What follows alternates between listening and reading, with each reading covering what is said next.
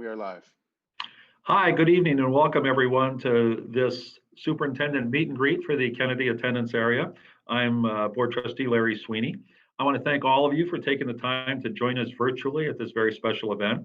We're excited to have this opportunity to come together to meet the district's new superintendent and discuss your feedback about our schools under these unique circumstances.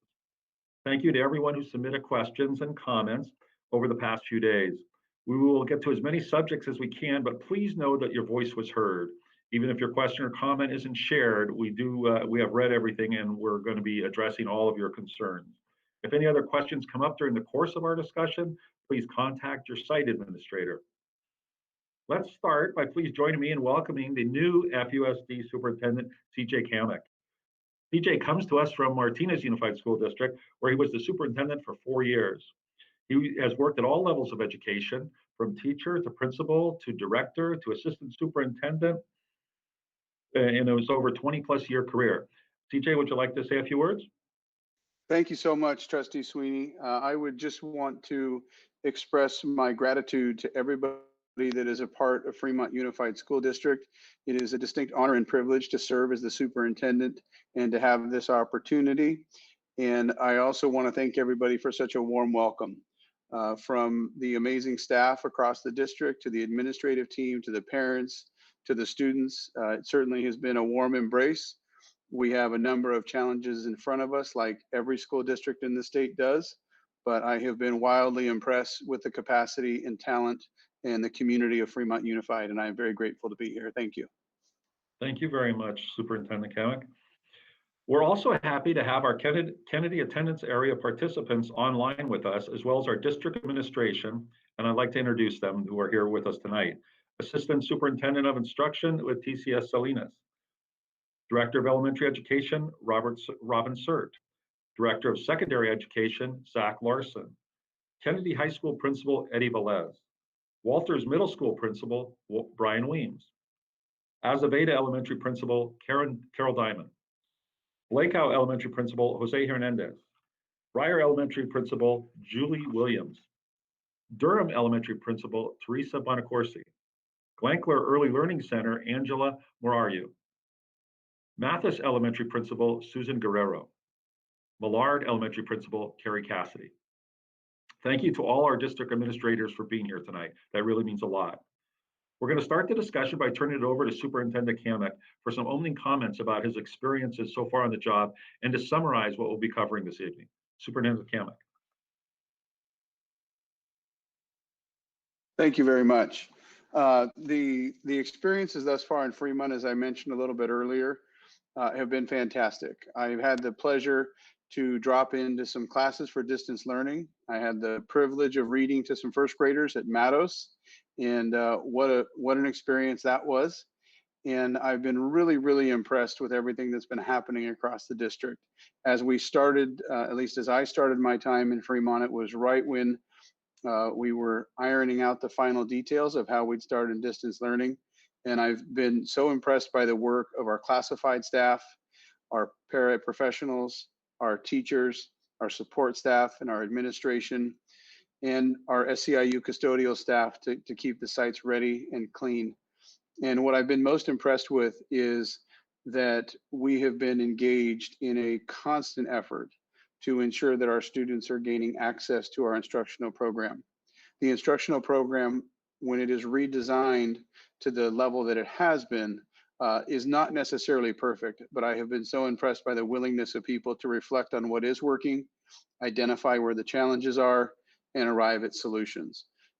So the opening of my time in Fremont Unified has been excellent in terms of everything that I've seen, passion and commitment to students.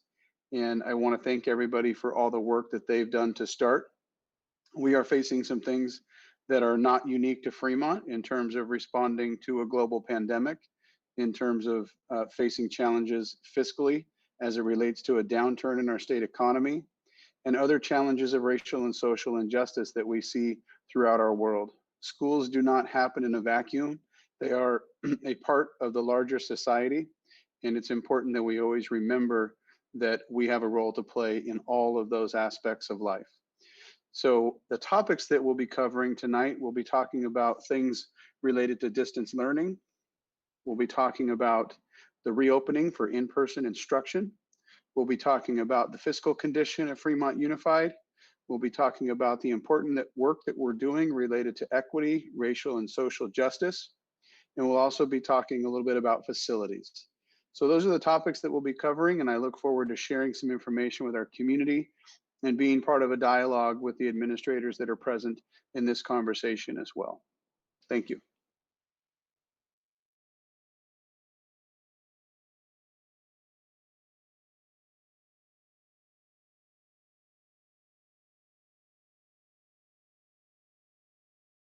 Looks like Trustee Sweeney may have had a technical difficulty with his camera. In moving on to, are we there, Trustee Sweeney? Okay. Carrying forward in our discussion, what I'd like to do is turn it over a little bit to our distance learning. But just before we do that, I did want to spend a minute, not that I really enjoy talking about myself, but I do want to let our community know a little bit about who I am and where I come from and how I've arrived at Fremont. And in that discussion, I do think it's important to recognize first that we are people who are called to the work of education. And as people who are called to that work, we do have a life and an existence outside our job, even though the work can be all encompassing. And I want to acknowledge that I am very blessed to be married to an incredible pediatric OR nurse at Children's Hospital. And she is the backbone of the operation. And I am with you as parents and as educators because I am in the world of distance learning myself. I have an 8th grade son and a 5th grade daughter, and they have unique challenges and circumstances related to their distance learning and their individual organic characteristics as well. So much empathy and appreciation to our parents who are stepping up to answer the challenge of distance learning at home. Appreciation to all of our staff that is contributing to distance learning here. In terms of my professional experiences, as Trustee Sweeney mentioned, I've had positions ranging from 5th grade teacher to superintendent. I've had the honor and privilege to coach high school sports. And one of my favorite jobs of all time was being a middle school vice principal. You can imagine that that was on a daily basis one of the most exciting jobs I've ever had. And I'm grateful that prior to arriving in Fremont, I've had experiences in a small district like Martinez Unified, where the enrollment is just over 4,000 students, and also opportunities to be the assistant superintendent of a district the size of San Ramon, as many of you know, having an enrollment of over 30,000 students. So all of those experiences combined have brought me to Fremont Unified. And with the talent and capacity I've seen within this organization already, and the engagement of our community and the support of our parents, I'm very excited to see how I can contribute to making Fremont Unified even a little bit better than it already is. Thank you, Superintendent Kamick. We have a lot to get through, and we know the audience is anxiously awaiting. So I'm going to bring up a few topics, and you can chime in as you like, trying to keep our responses as concise and succinct and clarifying as possible. And we would like to start off with distance learning. And from your position, from your perspective as administrators, how's it working so far? What are the successes you see, and what are some of the challenges that we're working through? And if you hit your mute button, you'll be able to speak. Should we start with preschool? Please. Okay. So I'm the principal of Glankler Early Learning Center. Glankler Early Learning Center serves preschool students with special needs from throughout the school district. And I'm going to start with one of the challenges. So one of the most significant challenges that we face is really gaining and sustaining the attention of our most severely impacted students during instruction. These students typically require visual, verbal, and tactile prompts on a daily basis and throughout the day. And that's just very difficult to replicate during a distance learning model. On the other hand, because our parents are typically supporting their children daily through synchronous instruction, they are learning how to successfully work with their child in their specific areas of need. through teacher modeling. So that has been a real positive for us. Excellent, thank you. I'm sure that those unique challenges, especially for the students that you're serving right now, are not only challenging to everybody, the parents and stuff, but I think that the parents, or the feedback that I've received from parents, is that they're very impressed with how smooth everything is going with all the challenges that are going on so far, especially at Glankler. Would anyone else like to chime in on their experiences so far with how distance learning is working? Sure, I'll chime in a little bit. I think at Kennedy we've been really not surprised but pleased with the amount of effort and commitment of our, not just our teachers, our entire staff, our custodians, our CNS workers, campus supervisors, librarians, clerical staff. And I think there was such a push by the staff to invest in people. And that's showing right now that, that's a very big positive, that everybody prepared the best they could. It was so great the first day of school because as we kind of checked in on teachers the day before, they all realized it was like everybody was teaching for the first time. Everybody had those new teacher jitters, and that's kind of sustained and really pushed them to do well. On the flip side to it, I think the unknowns and the things that we maybe might not have thought of or taken for granted sneak up on us quite a bit. And I think keeping a very positive mindset and making sure students are feeling supported and that they're in a good place mentally and physically has been a lot of work to just make sure that we're engaging with these students that we used to be able to just put our arm around and say, how you doing today? So those check-ins are very necessary. And I think besides that, we have just kind of seen the challenge of not even reinventing the wheel. You're reinventing the way we travel. And so that has been quite a challenge for everybody, but I have been absolutely floored by the response from both parents and staff to kind of make this happen. So if I had a chance to do it all over again, I'll be honest, I'd do it just to see the way that it's our communities responded to this. So that's been a positive. Excellent. What a great attitude. Mr. Weems? Yeah, I would say the challenge has been, of course, all of us are in the Kennedy attendance area for a reason. We know that we have challenges, unlike other attendance areas. And it really came through when we were doing online maze in August and registering everybody through the parent portal.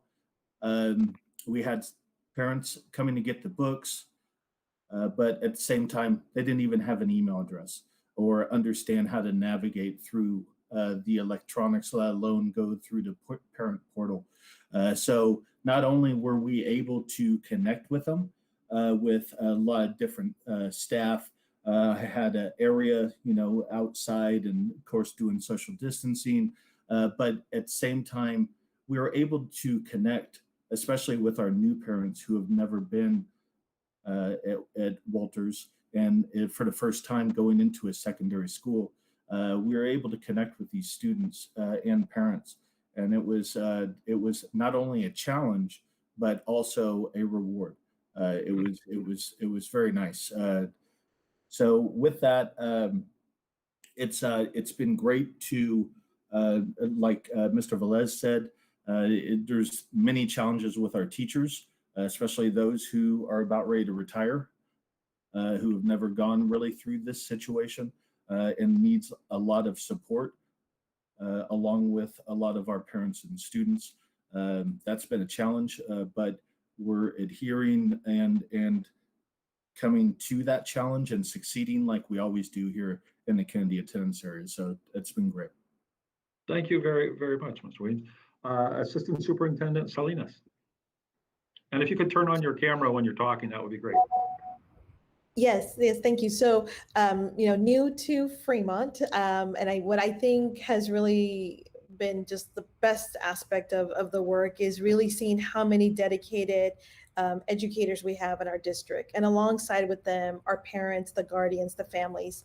One of the things that I've discovered is community voice is very important for Fremont. And so as we're starting to embark on some of the work we're doing with some of our committees and councils, I want to put in a plug for, we are recruiting for parents to participate not only on our African American Advisory Council, but also on our Local Control Accountability Plan, or the LCAC. And so applications are on our website, and it'll be a great opportunity to hear more in a smaller setting, a representative voice of certainly, I would love to have more folks from Kennedy also apply. Thank you. Absolutely. Thank you. Good plug. I appreciate that. Principal Guerrero. Yes, I'm really impressed with how all of our staff have come together to support each other and support wellness. And also as an inclusion school, K-5, how the team teaching has supported all of our students, because we have a high number of special needs students K through 5. This has been a challenge, but I think it's also been a success. We are seeing that we are able to pull all our resources to help all of our children and to address equity across the school in that manner. This is our second year moving into the inclusion model. Last year was K2, and this year it's K5. I'm super impressed with every team member in every aspect, because people really spent their summer training, learning, and becoming prepared. And they did this on their own. And then when they came back, they further continued to train and share information and try to become better than they already were. So I'm very impressed. And I'm very appreciative also of the administrators in our group, because there's a lot of sharing and communication that goes on elementary and secondary. So I think that that's a huge success. Of course, there are always challenges, but I think we're rising to meet them. And I appreciate leadership for having different community input so that we can examine ourselves and become better. Good, good, great comments. Director Larson? Oh, well, I've been, what I think I'm most impressed about with the distance learning is how quickly, whether staff wanted to or not, they've learned how to use online tools. And somebody, I think this, this attendance area, like all of our attendance areas in Fremont, are really forward looking. And I think they're preparing in their minds and also, on the ground for the days when we aren't in COVID, but how can we use some of these great tools that we have now to enhance learning when we are back in the classroom, and use time more efficiently and connect more parents for things. So I think that's, an exciting part of the situation that we found ourselves in. And I've been in a meeting recently with this Kennedy attendance area, and regardless of where a child is attending in this attendance area, they have some phenomenal leaders who put the best or put what's best for kids forward in all decisions. That's absolutely true. This is a top group of administrators, and I think the care that the students get and the feedback we get from the parents is very, very positive. There's a lot of pride in the Kennedy attendance area, and there's a reason for that. So thank you all for your hard work. I think that's that's one of the ways that we can gauge how well it is working, is the positive attitude of the students and teachers. Principal Diamond? So I think that we have a lot of successes to be proud of. One in particular is the variety of instructional strategies that we are seeing being used virtually with our students. And that includes just thinking about who the kids are and what they need. I've been very impressed with my own teachers and just reaching out and offering both online and the good old paper products when the students need them. So it's been really nice to see that we've been getting a little creative with having parents, giving them the ability to come in and pick up items when it serves the children at that grade level better. So I think that's been amazing. It's been a little fun to see that happening. I would say the main challenge, and I think we probably all agree with this, is trying to figure out how to keep that personal touch. Um, we are missing the kids, we're missing the parents, we miss those conversations that we constantly always have. And so we're looking at reaching out in different ways so that we still have our open door policy to the parents and to the students virtually. So it's been a fun challenge. Good. That's a good, nice, positive way to look at it. Principal Hernandez. Yes, thank you. I just want to echo what everyone has said. Definitely, everybody's stepping up to the plate, the parents, the students, and even though there are challenges with, I think, technology, connectivity, they're still trying it. They're still doing their best, and they continue to connect with the teachers or with administrations to say, what can we do? How can we solve the problems? And finding those ways to solve problems, and also connecting our students and our families with our counselors, because again, this is a challenging moment for families that have multiple children, that they also have to work. So we also have to make sure that their well-being is we're looking after their well-being. So we're connecting our families with our fabulous counselors, and they're doing a great job. So again, just want to echo what everybody's been saying. It's not easy, but I think we just need to continue to stay positive and then figure out also how do we continue to keep that positivity going, because it's not easy. Absolutely, absolutely. Principal Bonacorsi. Yes, at Durham, with our increasing enrollment from 410 years ago to 740 this year, we have had the challenge of having 6 kindergarten classes. And if it's their parents' first time at school, it was kind of hard. You know, they come to the school and yet you see that, you know, how are we going to do this? So I appreciate all the work that the parents have done, and the staff working long hours, our office staff, even, you know, especially in the beginning of the year, trying to get everybody into the parent portal and making sure that everyone's connected. The good part of all this is our attendance is up. That's, you know, we have very good attendance. And teachers and staff, they're all working hard. And like everyone has mentioned, they have collaborated and shared best practices. We don't even have to set time for them to meet because they're meeting all the time. And even parents working together. I do have to say that our PTA has risen to the challenge of trying to see how to make that social connections, because we don't have recess, you know, so the kids miss that, you know, and we're going to start having assemblies too by grade levels, because the kids, when we visit them in the classroom, they said, can we see our other friends from the other classes?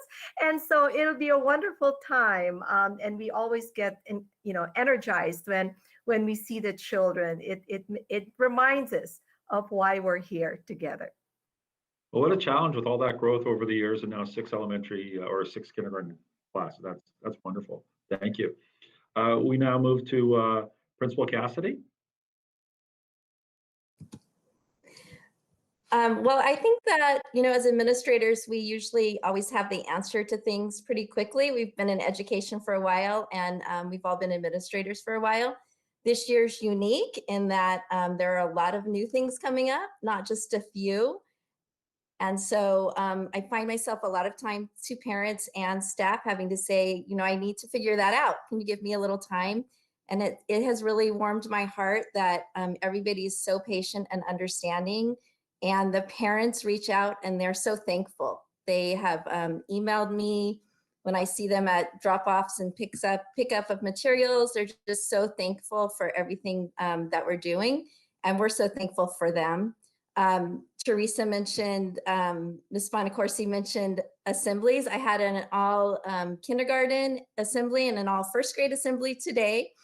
So that was very fun. The kids were excited. And I have to admit, I was nervous going in front of, I knew there would be a lot of parents there. So I got to experience what the teachers would, but it was a lot of fun. And I had parents dancing with us in the assembly. So really appreciate all of that. That's quite an accomplishment. Good for you. I hope we have pictures. Director Sir.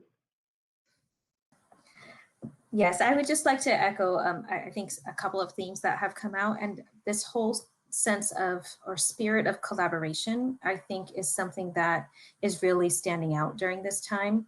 As Mr. Velez said, it's everybody's first year, no matter if you're a custodian, no matter if you're a teacher, no matter if you're an administrator, it's everybody's first year this year. And then there has just been this wonderful outpouring of connection with each other, even if it's virtually, of helping each other be successful. If you don't know the teaching strategy, another teacher's there to support you. If you're struggling with how to answer those questions, as Ms. Cassidy said, we're reaching out to each other. And there's just this real sense of camaraderie and everybody coming together because we truly want to do what's best for kids. And everybody's collaborating in a way that we've never collaborated before. Sometimes in the past, collaboration is just about the nuts and bolts of things. And now it's really about the instruction, the mental health supports. And it's just really, it's really inspiring to see how everybody is really connecting with one another and supporting one another during this time. Excellent. That's a great point. I don't think we ever lose sight of that because it takes so much time to build and just a little bit of neglect, and we lose all that traction. So thank you all for all your hard work preparing for this since last March and engaging in it now. It's a thankless job, but we want to, especially the trustees want to thank you. I know the community wants to thank you because what we're doing right now in a time when no one has ever done this before is actually quite impressive. Superintendent Kamek, did you want to have a few words on this? I would echo what's been said already. I think we've pretty much covered it. I would also just offer a few additional points that would include if there is a family out there that is having a concern or has trouble, that they reach out to their classroom teacher as a first line of response. And beyond that, that they also reach out to the site administrator if they still need help. And that would include help with anything, whether it's help with a device, help with access, whether it's the need to talk to somebody about mental health. The teachers are such a great first line of resources. Our counselors are a great line of resources, and our administrators are also standing by ready to help. Other than that, I would echo the sentiments that have been stated already. I've been so impressed with the program that's been designed and developed and delivered. And I've seen a lot across the Bay Area, and I would put what I've seen in Fremont Unified up against anything I've seen anywhere else. So my compliments to everybody who's been involved with it. Excellent. And I see there are two more people in the queue. Mr. Kilgore, did you have any comments on this? No, just that I'm very impressed with the quick adjustment that everybody's made. And I think some of this change and transition to remote learning, some of it can be looked at as kind of inevitable as we look at kind of changes to curriculums down the road. And it's just really, as one commenter said before, a lot of people had to come into it kind of willing or not. And the quick adjustments, obviously it got thrusted on us really quick in the spring, but yeah, everybody adapted quickly. And I'm really amazed at how smooth, quote, smooth it's gone so far to this point, and the fact that we're up close to 100% in terms of enrollment right now is kind of a testament that the system was in place and everyone was ready to go. And it's just a reflection of the preparation and dedication of staff, and also willingness of families and students to jump on board and roll with it. It's not going to be perfect. It's not always going to be smooth, but given everything that's going on, I think it's been an incredible rollout of school the first 5 weeks or so. Great, have to agree. And Luis Zamora, I see you in the queue. Did you have any words you wanted to share? Kind of caught him off guard. I think Mr. Zamora is running the technical side of the video in the background. Okay. He's coming up on the queue, and I'm not familiar with how to release people after they've spoken once, so we can set them up for the next priority. So we'll work through this. Then we only have a short period of time. We have a couple other topics we want to get through. Is there anybody who hasn't spoken yet who would like to add a sentence? If you haven't spoken yet. Julie, go ahead and unmute. Speak up. Yeah, please go ahead and unmute and speak up if you haven't spoken yet. I'm just going to say, I don't know how this all works. I think I'm the oldest one in this group, and to say technology has been a challenge is an understatement. The fantastic thing is I have an amazing staff who everyone has said it. The teamwork has been absolutely amazing, from handing out 465 Chromebooks to going to people's houses for home visits to try to get them connected. It's just been amazing. I think staff has gone way above and beyond anything they ever imagined. And parents have also risen to the occasion. I think parents have a new understanding of what teachers do on a daily basis. And I'm not sure that many parents are going to opt to become teachers in the near future, but the working together has been great. And we're going to get through this, but we all look forward to getting back to school where we can see our kids on a daily basis. Excellent. Thank you very much.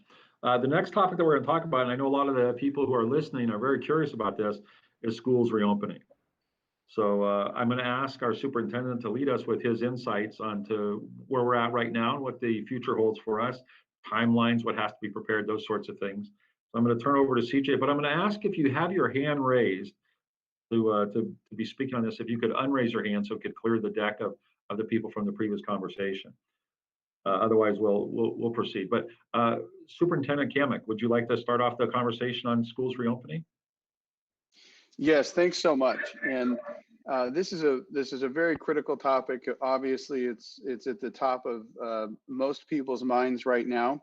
And I want to recognize and help shine light on the fact that there is an understanding that there are people out there who would like to see our students back in an in-person instruction environment right away. Just as there are also individuals out there who think that it may be too soon to return to an in-person environment. And there's a broad spectrum of views in relation to that. And we honor and respect that everybody has the right to those perspectives. That being said, there's a few things that are more technical in regards to this conversation. One of them is that Alameda County has just recently moved into the red tier. And what that means from a state level is that a school district in a county that has a red designation is permitted to reopen for in-person instruction if the county remains in the red status for 14 consecutive days. However, it does not mandate that a school district reopen for in-person instruction. That decision is left up to the school district. And in that regard, I want to highlight that at a recent Board of Education meeting, our Board of Education reopening and received information about the state requirements and the guidance and the local requirements and guidance. And we are going to be discussing the topic again at a board meeting in November. Many of our viewers will probably recall that the initial metric set forward by Fremont Unified was no new cases for 7 days within Alameda County. And the board has taken action to move away from that metric and to re-engage in the discussion again at a November meeting. That being said, there's a few more things that I think are very important for us to note. One of them is that Alameda County Public Health, as our local health agency, still has the authority and the ability to set tighter restrictions than what is provided by the state. And you may have likely just in the last few hours seen an update from Alameda County Public Health in regards to what they are setting forward as the conditions for reopening. And right now, those include that elementary school students, I have not read the entire document in total, but I'm going to try and give you the highlighted points that I'm aware of, is that elementary schools are the first consideration within our county for reopening. And that at a later time, the county will then consider students older than elementary levels. That being said, I think the other important part to note again is that it is a local school district decision of when we reopen. And there are a lot of factors in the guidance that are important concepts to consider.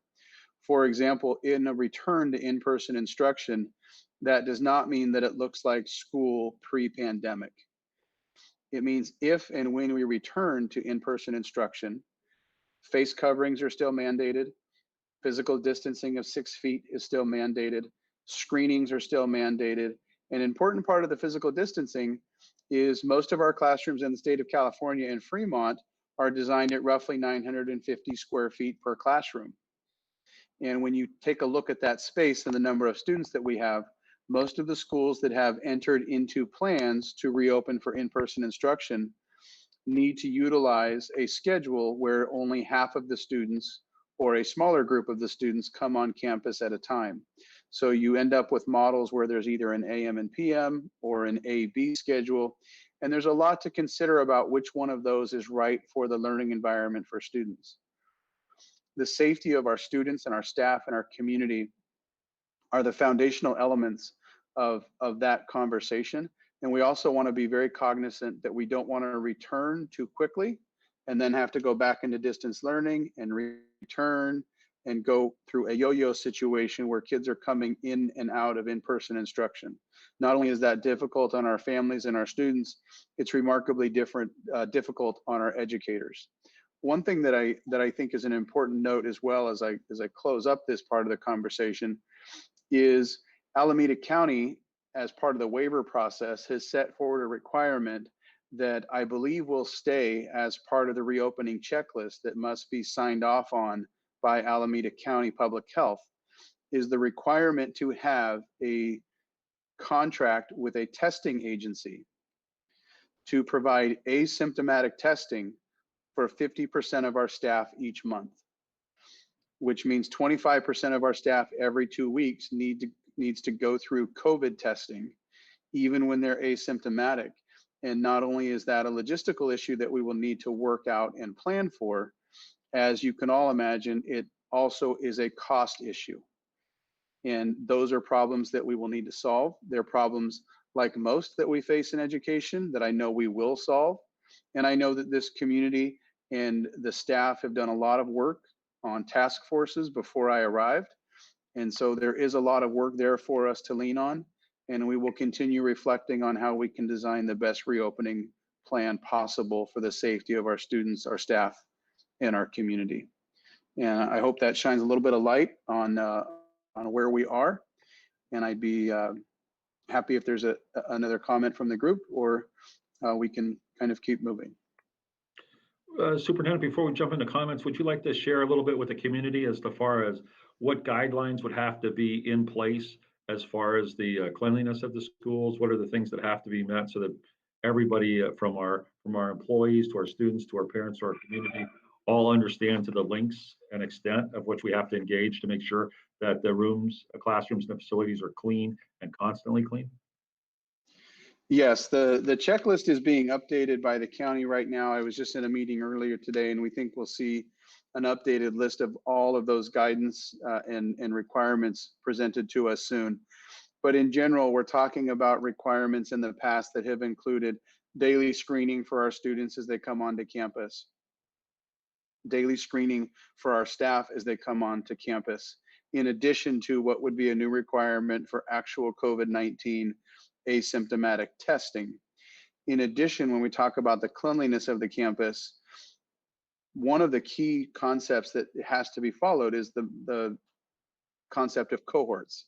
And that's one of the reasons a lot of people are talking about elementary schools first, because just in a sheer design, our elementary schools lend themselves to putting kids in cohorts a little bit easier than our secondary schools. And by that, I mean, generally at the elementary level, we have a classroom of students, and granted they're supported by specialists who may come in, but they are a much more controlled cohort as opposed to our secondary students who might be going to 5 or 6 classes a day, depending on their schedule. In a block schedule, it might be different.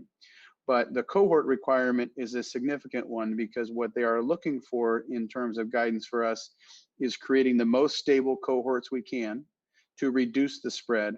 And from a cleanliness standpoint, there are a number of logistical things, from transportation of students. The capacity on the bus is significantly reduced to almost a third. When we talk about cleanliness across campus, when we have an exchange of one cohort of students to the other cohort of students, we need to do a proper cleaning of that facility, of that classroom. And we also have to be very careful in terms of any and all shared materials. So the cleanliness of the campus and the sanitizing the campus is a really critical part. The screening is a very critical part. And obviously the proper PPE use is very critical. And those requirements include face coverings in most circumstances. And that in sometimes can be a mask and sometimes might be a clear face shield if the circumstances warrant such a thing. And there's also going to be, as you can imagine, significant modifications to the instructional day as it relates to what students experience for their meal time, for their break time. So there are a lot of logistics that need to be properly identified and properly resolved before we can ensure that it's a safe return. And I think the other thing that is an important consideration right now is we think we know the best that we can about COVID-19, but we have to recognize that it has not operated in a way that we have been able to appropriately predict since its arrival in March. And we don't know quite what's going to happen with the traditional flu season joining into the equation right now as well. So those are some of the moving parts that really need to be sorted through very thoughtfully. There's a lot there. As of right now, if we have an employee who tests positive for COVID, what is the process as far as that employee and those people who work with that person? So right now in that circumstance, if the employee tests positive, they are sent home from work. But even before that, our employees are doing a daily self-screening, a self-symptom check. And if they're experiencing any of those symptoms, they're asked to keep themselves out of work. And if they do test positive, they're quarantined. We go through a process where we then do a case investigation and we identify who is in close contact with those individuals. And as you may know, according to the CDC, close contact is identified by someone who is within 6 feet of distance for 15 cumulative minutes. And when somebody is identified as a close contact, then we isolate those individuals as well, and we ask them to stay out. And then we work with our administration and those affected employees to make sure that they are properly symptom-free and have had the appropriate isolation time before they return to work. And the contact tracing and case investigation is a significant part of the work. And we are hoping that Alameda County Public Health can support with that effort. But to date, the County Health Department is trying to prepare for that. But it is right now being done by our staff to make sure that when we have an identified case or a possible case, we can respond to that right away. And when we talk about returning our students to school, that's another element that we have to be sure is there to make sure that we can do all of that contact tracing and timely notification to reduce any spread of COVID-19 amongst our community. Thank you very much, Superintendent Kemick. There's a host of questions here, and I'm going to kind of just sum them up. And I think the answer is probably somewhere in, we're still trying to sort it out with with our administrators and our superintendent, and our office staff, and our trustees. Things like what criteria are going to be used to determine when a school can be open, how will students be brought back into school, and will students be allowed to remain in distance learning even after schools start? I don't know if there's any one of those you can answer. Those are still evolving as far as the times go, because information and direction changes all the time. Do you care to make a short comment on that group of questions of what are the next steps? Yeah, I think those are great questions, and I understand why our community would want to know the answers. And those are things, as you described, Trustee Sweeney, that are continuously evolving. Those will be things that we address as we bring forward a comprehensive reopening plan for Fremont Unified. But those are things that constantly change. Briefly, things, for example, understanding what it would be if somebody wants to remain in distance learning. We have a limited source of human support that we can provide to our students, that we wish it was unlimited. But one of the things we have to consider is the roles and responsibilities of our educators and our support staff for an in-person environment, while also trying to construct the appropriate distance learning environment for those who may want to stay in that. And we recognize that we have students with unique circumstances that may require a distance learning model for different reasons, as we may also have adults with unique circumstances as well. So those are many of the factors that are in continuous development, and I look forward to identifying those solutions as we bring forward the reopening plan. Thank you. I actually got a question on my phone. And before I say anything, just to confirm, what is the length of this meeting?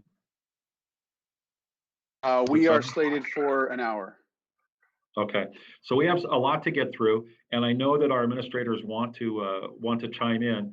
And if you want to chime in, I'm just going to ask you to open your microphone and just identify yourself and try and keep it to a concise comment, because we want this opportunity for the community to meet and get to see the faces and see how we're all working as a team. But we also have a lot of questions from the community, so we might be accelerating a little bit right now. But we want everybody who has something pertinent to say to please join in. And of course, we'll start off with the superintendent. This is in regards to budget. And there are cuts to be made over the next 2 years. We're significantly being impacted by the revenue streams that are being reduced by the federal and state government. How will the FUSD how will the FUSD protect its educational product? I think that's a great question, Trustee Sweeney. And as you described, we are experiencing significant budget challenges related to the downturn in the state economy. As the state economy goes, so does public education funding. And I think fixing that is a conversation for another day. But in the current funding model for public education, we continue to see a decrease in revenue when there's a decrease in the economic performance of the state. So when we are faced with making reductions, which Fremont Unified will need to make for the next 2 years based on our current projections, we have to engage our stakeholders in a broad process of gathering as much input as possible. And when we have to make significant reductions, it is very hard in a system to not impact the educational programs. But we will keep students at the center of all of our decisions and try and make all of the reductions or budget enhancements that are required while protecting the student programs. One of the ways that we work to accomplish that goal is to make sure that we gather input from our labor partners, our parents, student groups, our community, our administrators, because the more minds and solutions and ideas that we engage in the process of identifying solutions, the better our outcomes will be. And so those will be the key things that we do in our community, and our employee groups can look for those opportunities in the coming months where they'll have a chance to engage in a discussion about our school funding and some possible solutions. Thank you. I want to give a big shout out to our administrators, all the way up to the district staff, principals, and how wonderful you've been over the past 3 years of significant budget cuts. And sometimes there's a little bit of distractions maybe on campus, and there's words that hit raw nerves on all sides. And I think the decorum that's been displayed by our management administrators is something we can be very, very proud of. And I think that's helped us through the course of being able to address the issues, because everybody hopes there's more money. Everybody wishes there was more money. And when it hits, it's the sad reality that we try and keep the cuts as far away from the classroom as possible. And without your working with us to find the solution, without your being there every day to work with the teachers and the students and the parents, we would never be able to get any of this done. So I just want to commend you on all the work you've done, and hope we can all keep going through this, because I think it's going to get worse before it gets better. Is there anybody who would like one or two people to, any comments on this? Do you guys see something about the budget that we're not aware of, or you want to make a personal foundation donation to the cause? Okay. Well, thank you. Thank you for your brevity. There was a question on how does COVID affect the budget, and that's just unknown, because one of the things, and I'll just point out and I'll let the superintendent make a comment, that we are provided dollars to address COVID-related issues. But as with everything else, there's not enough dollars, and there's a lot of direction. There's a lot of requirement. We call those unfunded mandates, where we're told to do stuff and we're either not given enough funds or slightly less than we need. Mr. Superintendent, would you like to add anything to that, how COVID is affecting the budget? I think your summary is spot on, Trustee Sweeney. The only thing I would add is that as COVID has a negative impact on our economy across the nation and across the globe, that's going to impact the economy of the state of California. And whenever there's a downturn in that economy, we generally see a decrease in our funding. So that's where the unfortunate impact of COVID-19 kind of gets monopolized a little bit in the fiscal sense. And I think when we look at the other things that are related to COVID-19 and the fires and the other emergencies we've had, the strain it's going to put on the budget, even with federal help, we're going to have even less dollars next year. And our state keeps growing. So all interesting. The next series of questions are related to curriculum. And how's the district, and this is a very general question, Mr. Superintendent, how's the district addressing equity in its instruction? Thanks so much for that question. It has been an exciting part of the discussion since my arrival. And I want to give a shout out to the student forum that I was able to be a part of for Kennedy High School. I was so impressed by the voices of the students in that conversation. And I've also been impressed with the leadership of our Assistant Superintendent of Instructional Services, who can give us a little more information about how we are addressing the equity work of racial and social justice and injustice from a curricular standpoint. And then I know that our administrators may be able to offer some more insight about the things that are happening on their campus. As I hand off to our assistant superintendent, I would just offer the reminder that this is something that has to be at the core of every single thing that we do. And it has to be there for the longevity of our work. And I think that we all recognize that we have a lot to show our students in terms of action in our community. And I am impressed with the conversations that are already taking place. Assistant Superintendent Salinas, if you could maybe provide some more input there. Yes, thank you. And I think it's very important too, and I hear this in every discussion, equity is always at the center of all the work that we do. So on October 14th, we will be bringing, the board was very behind all of this, you know, really pushing to make sure we had this at the forefront. So on October 14th, we will be bringing back recommendations around augmentation of our equity team. But it's not just about the equity team, it's about the work we do district-wide. This afternoon, I was in a very wonderful, wonderful meeting with Director Larson, with teacher leaders, and with our other directors around core novels. And so I can give as an example, I see Mr. Velez also, a lot of work has started around novels and how do we make sure that we expand the canon and what we expose our children to, and really so they see themselves in literature. And so we're starting that beginning discussion. We'll bring back some action items and as we have more input. So I hope later on this year to bring back a more robust plan to the board as we continue to engage with stakeholders. And I know our principals have some work that they're doing at their sites along under the leadership of Ms. Cert and Mr. Larson as well. Thank you very much. This is Superintendent Salinas. Appreciate how aggressive you've been, right, hitting the ground running, and seem to get all kinds of positive feedback, which seems to be a thread we're seeing with all of our administrators right now. And for what we were led up to and what we're doing, I think you guys have a lot to be proud of, both individually and as a group. It's very, very impressive. This next question is kind of a blend of what we were just talking about, but I want to make sure the community is here's an answer to. AP and enrichment opportunities at Kennedy seem to be less than at other schools. Are there plans to bring more balance?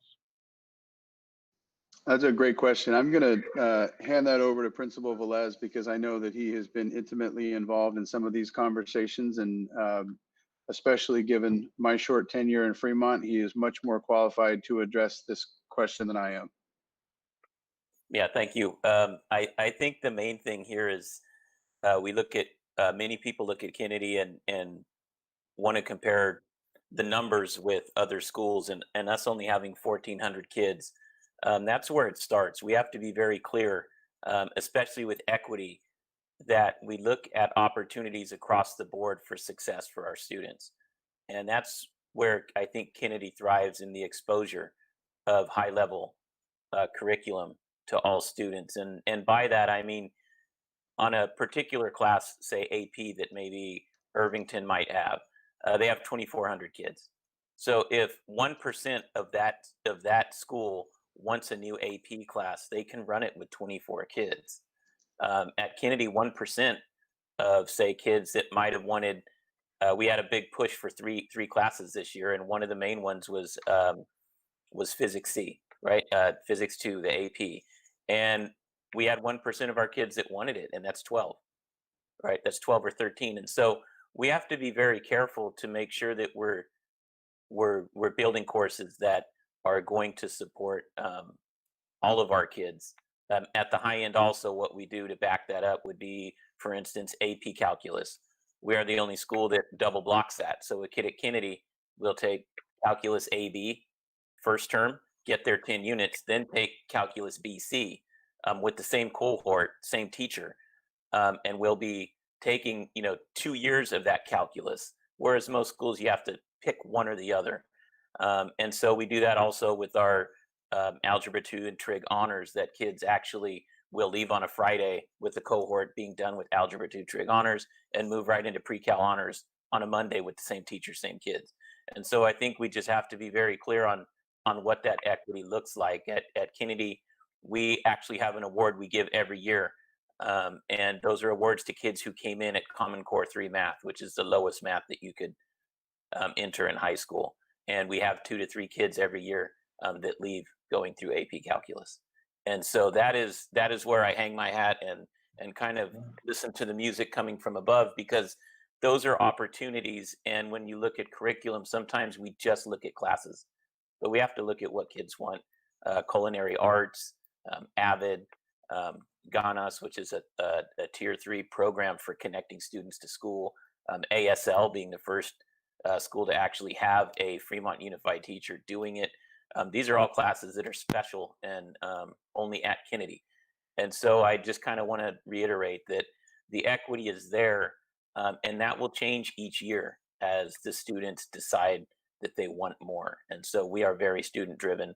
We put new classes on all the time, but it's what the kids want, and we want to match that as much as we can. So hopefully that addresses that question. Absolutely, that's a wonderful response. I think that the community, as we were saying before, has so much to be proud of, and the more they're aware of the opportunities and options and successes, the more attractive it will be. And I think one of the silver linings we might find through distance learning is we might be able to find a way, if there's 12 kids who want a class, to be able to have a distance learning partnership with another high school that's offering it. I think there's ways that we can look at this to say, where are the shortcomings and how can we solve it through the things we've learned through this. And I think the examples that you're giving of where Kennedy's leading the way and how you're building the block schedule to address so much, because a child at the end of his 4 years or her 4 years at Kennedy has gotten a lot more classes than any place else. So kudos to you and all the feeder schools and all the people are working together in the district to keep supporting all that and keep having that vision and really not leaving any child behind, so that everybody is, has a chance to succeed. And I think your numbers speak volumes about the success. We're right on the edge. It's just 3 minutes left. And what I want to do is give the superintendent a chance to close remarks. And anybody who hasn't spoken, if you want 30 seconds to just say something, so that I don't want anyone to feel that they were monopolized out of being able to share their insights on Kennedy. Just go ahead and unmute yourself and start speaking. Pretend we're in a big room and I left the room. Not hearing anybody.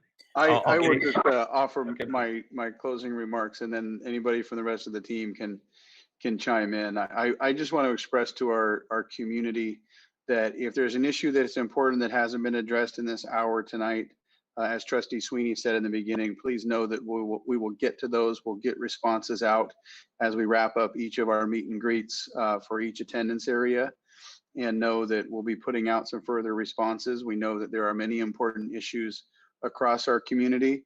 And in the first 6 weeks or 7 weeks of my school year here in Fremont, I will candidly say that I do not yet have all the answers, but I am certainly committed to being a part of each and every solution.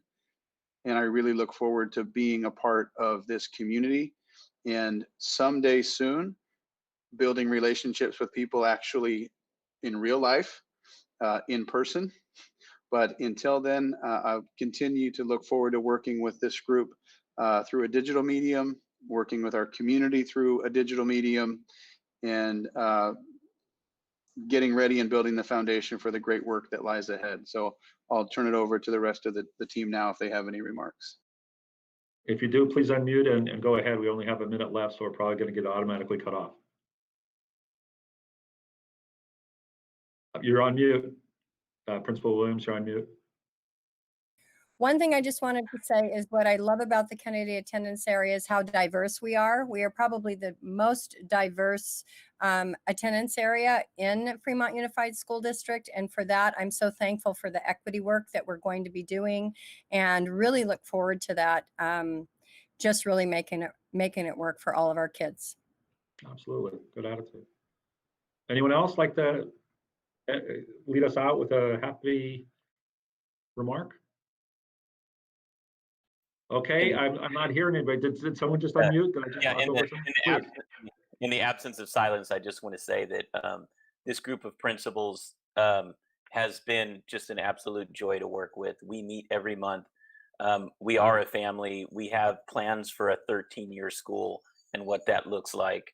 And these folks are just so committed and so great to work with. And what Julie said, Miss Williams said is true. We want the best for our kids, and we meet and intend to do everything we can to build a comprehensive system. We do not consider ourselves, separate schools. We are one big family, and I think that's what makes us special as administrators. That we consider each other family and work for and with each other for the benefit of our kids. And all of us are proud to be who we are. Well said. Excellent. Thank you, Eddie. We totally agree. Thank you, Eddie. Thank you. Okay, then hearing nobody not on mute, I'm going to go ahead and thank everyone for your time and your energy. I want to thank the Kennedy community who was participating and those who weren't able to be here tonight but sent in your questions. We will be examining all those. And as you can see, if you take anything away from this, is you're seeing a unified front working together for your students. And this has always been the case for Kennedy attendance area, and it's going to be even more so. So thank you very much for being involved. It looks like more people are involved now. And as we have more heads to solve problems, we get more problems solved. So thank you all very, very much. Thank you as administrators on behalf of the trustees for all the hard work you do. We know it doesn't always go rewarded, but I want you to know we really appreciate it. Thank you. Thank you, Trustee Sweeney. Thank you, everybody. Have a wonderful night. Thanks. Bye. Good evening. Bye.